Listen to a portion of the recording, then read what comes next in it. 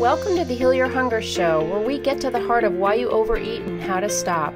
If you struggle with food and weight like I did, welcome home. Welcome everybody to the Heal Your Hunger Show. So happy to have you here. It's a great day to be alive, and ooh, do I mean that. So this show comes straight on the heels of yet another Tricia Nelson experience in her life. This one comes after a 30-hour stint at the hospital. So short and sweet, to the point, but boy, this is a message you'll want to hear. Okay, so if you're here at the Heal Your Hunger Show for the first time, you get a lot of me. Hello. Hopefully,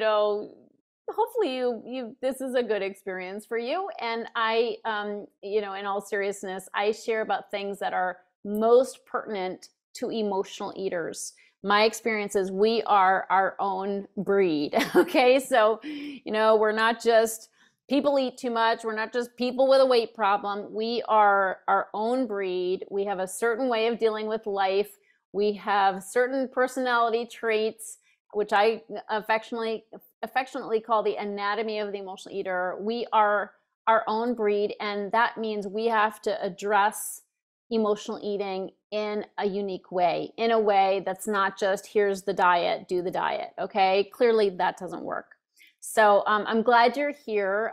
This is a message for anybody who, well, frankly, anybody, okay? But chances are you're here because you struggle with food and weight. So if that's the case, so this message is for you. Super important message, vital message. What does vital mean? Necessary for life, okay? This message is necessary for life. So welcome. I'm glad you're here. I hope you keep coming to hear the message. And to your health. Let's get started. Hey, hi friends. How are you? Hope you're having a great week.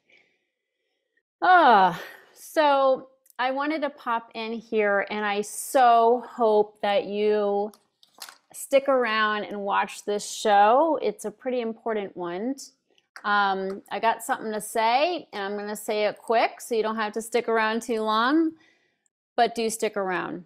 This is an important topic. So last weekend, I spent about 30 hours in the emergency room because I had what's known as a mini stroke. So, and I'm here to talk about it because I don't want you to have a mini stroke or a real stroke. A mini stroke is not a real stroke. It's it's actually called a TIA, transient ischemic attack. Okay, so TIA, but it's otherwise known as a mini stroke.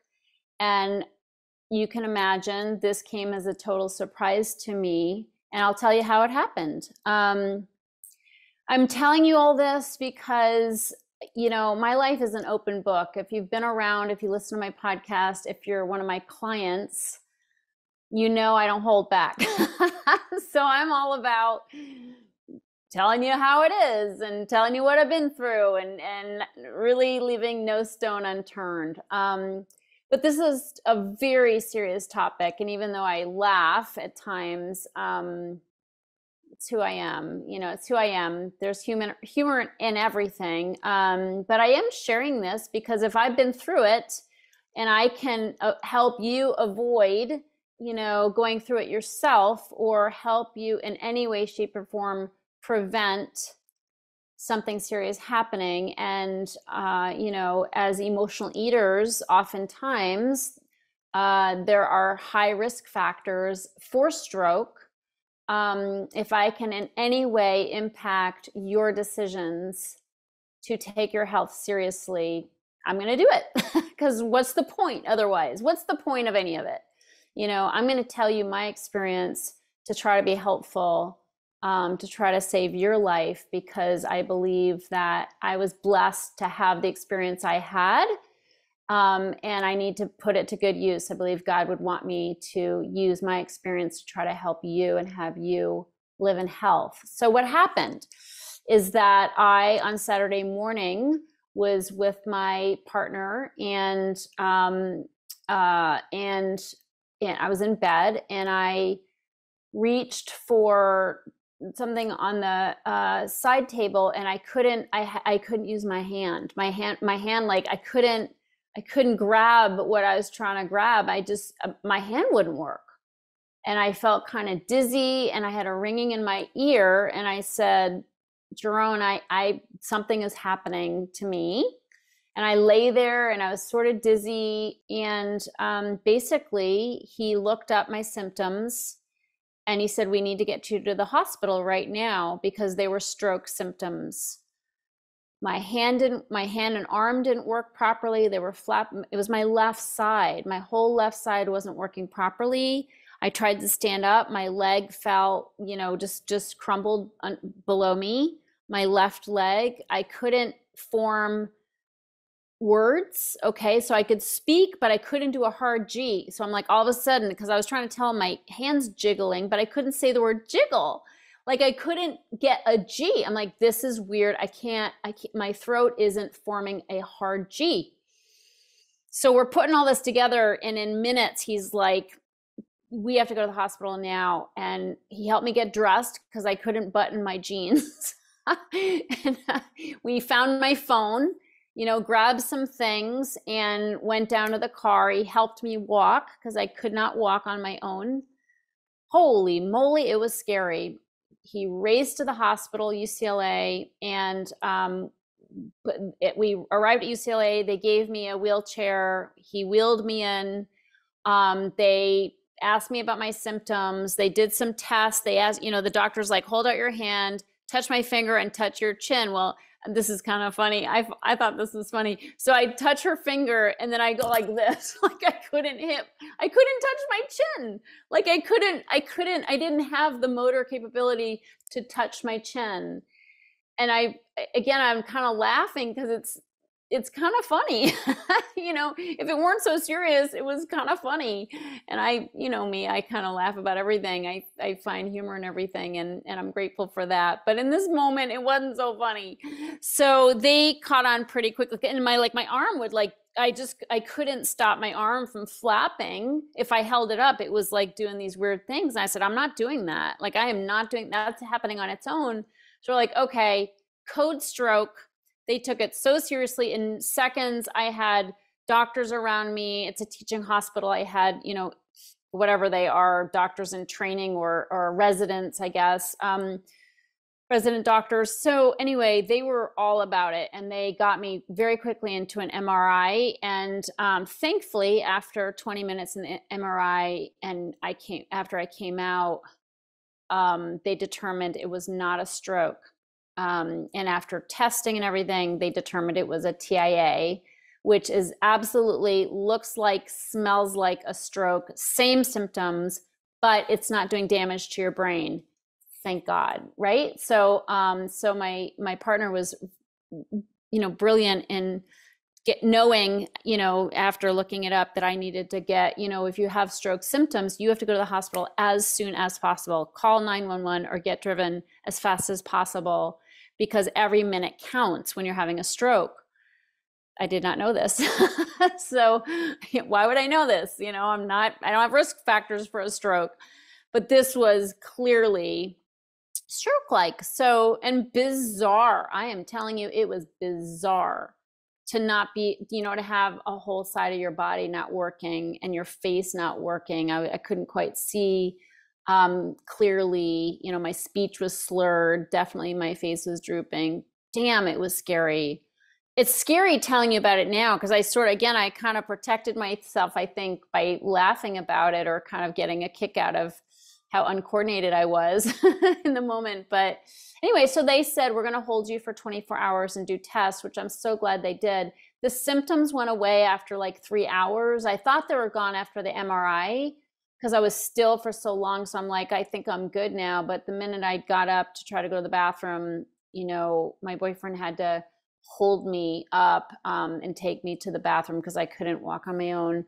So after about 3 hours, next time I tried to go to the restroom, it was gone. All the symptoms were gone, and they've been gone. Thank God.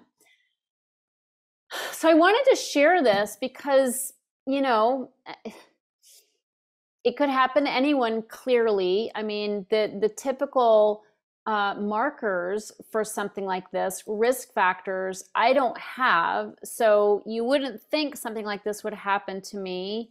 There were some other things that I learned after the test that they did that, there might be something going on that I can have fixed with my heart, possibly. Again, uh, not all the tests are done. So, but I went home after about 30 hours and a bunch of testing. I spent the night at the hospital.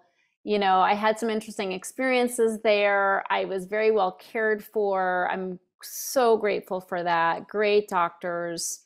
But typical risk factors, are, being overweight, of course, not having a healthy diet, having high cholesterol, high blood pressure, not exercising regularly. These are serious risk factors. None of which I had. I have slightly elevated cholesterol, which runs in my family.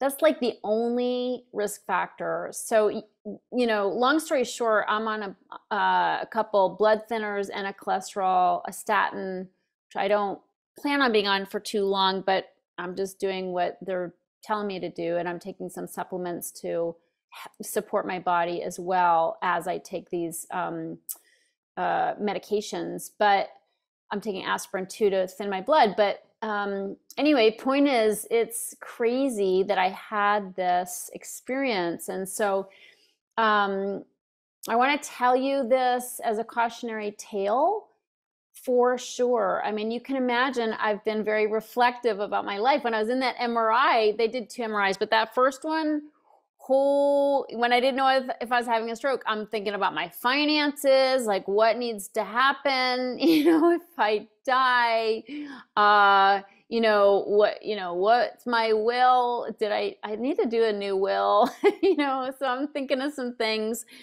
some affairs that need to get in order.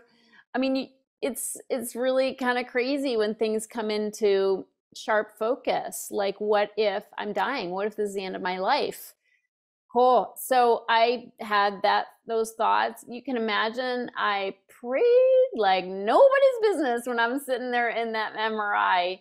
I just prayed. I just prayed and prayed, and prayed my favorite prayers. One of my most calming prayers is Jesus Christ heals. I just love saying that. Sometimes when I'm trying to sleep at night, that's my mantra. I just, ask God to, protect me and heal me and help me. And that's what I love about prayer. You can do it anywhere. So I'm looking up at this, top of the MRI, tunnel, which is like 2 inches from my nose, praying. Prayer is such a beautiful, calming thing. It's so beautiful. I'm so grateful for my prayer life because it brings me calm and peace. And I believe I believe prayer heals. This experience has proven to me more than anything that there is no price too high to pay for my health. So I am like evaluating my priorities. I don't consider myself to be a very stressed out person, but I've already made some changes in my life to lessen stress, work stress. I have to say that on account of this beautiful process of healing that I teach other women around the globe, I am living in health. I live an incredibly healthy life. I meditate twice a day. I meditated in the hospital.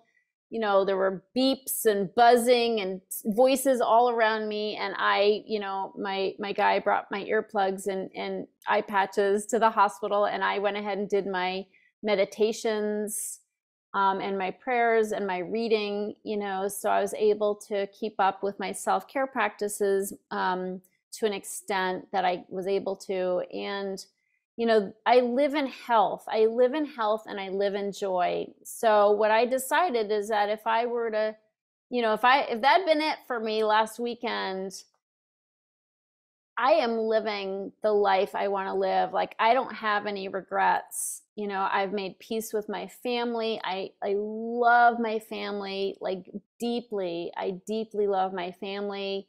I don't have stuff in my heart. You know, I love my ex, you know, I love my friends, and I've done a lot of work to come to a place of peace in my life. And so if that had been it for me, you know, I've lived an incredible life, and I'm living the life that I want to live. And so I feel happy about that. I feel like, yeah, that's pretty cool. You know, I have this incredible relationship with my partner of 18 months, and I live in so much happiness, bliss. I live in pure bliss with this guy. We're very aligned. That was a God thing for sure. You know, our finding each other. And I believe this mini stroke was a nudge from God. You know, I believe this was a warning. I didn't know there's anything up with my heart. My heart's strong. I go to bar method 5 times a week. I walk a couple miles a day. You know, I hike and ski and cycle. I do all kinds of things. My heart's great, but there might be something happening that I don't know about. And so I got a warning. I got a warning. And I just feel like, thank you, God. Thanks for giving me that little nudge. Now I get to get tested and figure out what's up. And there was one test they did called the bubble test, where they push air through your body. And basically it's there's something where 1 out of 4 people have a hole in their heart. Most people don't know this. Let me be the one to tell you. 1 in 4 people have a hole in the wall between the 2 chambers of their heart. And it's not really a big deal unless that hole is a certain size where a blood clot can get through it. And this may have been what happened for me, is that a blood clot went into the artery, went through the hole, went through the artery, blocked a vein, and caused this temporary situation. And so now I get to see if that's something that needs to be repaired, or you know, something done about that. So the point is, I got a warning sign. I feel great. I'm totally fine by the grace of God. But I got a warning, and now I get to look into it. And I have to say that I just, you know, I feel so grateful, so grateful. And that's why I want to share this with other people, because I just want you to know that there is such a thing. Don't spend a minute thinking it could happen to me. You know, I don't want to scare anybody or have you dwell on anything negative. But hey, I didn't know you know, if you have symptoms, you should go straight to the hospital. I might have been like, what's going on? And just lay there in the bed trying to see when it's going to end. But thankfully, my researcher guy researched it, and it said, you know, the minute you have stroke signs, you go to the hospital, you get help immediately. Every minute counts. So I learned that, and I want to pass that on to you, you know, and hopefully you will never need that information. It will never be pertinent to you or anybody you love. Okay, that's my wish. And my other wish is that if you are struggling in any way with weight and food and, you know, stress eating and emotional eating, it ain't no joke. Okay, it ain't no joke. It's time to do something about it. Do not put it off. You know, we don't know how much time we have in our lives, and it's easy to say, I'll deal with it another time. I say, do not do that anymore. Don't deal with it another time. Don't think it's going to get up and go away on its own. You know, the risk factors for stroke are the very factors that we amass when we're eating in an unhealthy way. It's just, we're like a total target for scary things in our bodies to happen. And even though this situation wasn't on account of emotional eating or weight gain or, you know, high cholesterol or anything, you know, hey, this is my audience. I'm going to share this so that you can benefit and you can take some action now to take care of your health, because there's nothing more important. You know, our bodies are sacred. You know, every day I give my heart some love now. I just say, I love you. Thank you. Like, thanks for blessing me, you know, and I want to do that every day now. I want to bless my body that has blessed me so much. and our bodies are our temple, and the temple for spirit to work through us so that we can shine our light in the world. So I want that for you. It's time. Take action. Don't put it off. Don't put yourself off. You deserve to live in health. And to me, that's how we live in happiness. It's hard to be happy when we're in the food, right? It's just hard. It just muddles everything. So anyway, thank you so much for listening. It's been great to share this message with you. I want to let you know that if you are ready to take action with, doing something about your health and living in health, stopping overeating, dealing with the underlying causes, finally getting off the diet track so you can finally, heal your relationship with food, I'm going to invite you right now to be a part of the Make Peace with Food event. Okay, this is a 3-day deep experiential workshop that I'm doing very soon. So you go to my website and you can find the page where you can register for very, very low price. Register for this conference. It's for emotional eaters. I have some really special speakers coming, but we're going to really dive into how to heal from emotional eating. So it's called Make Peace with Food. Love your body, love your food, love your life. Go to healyourhunger.com and register right now. The tickets are super cheap, and we'd love to have you. It's going to be a really special experience. Thanks so much. You deserve to live in peace around food. If you enjoyed this podcast and want to get free support, insider health info, exclusive invites to events, and more, visit healyourhunger.com.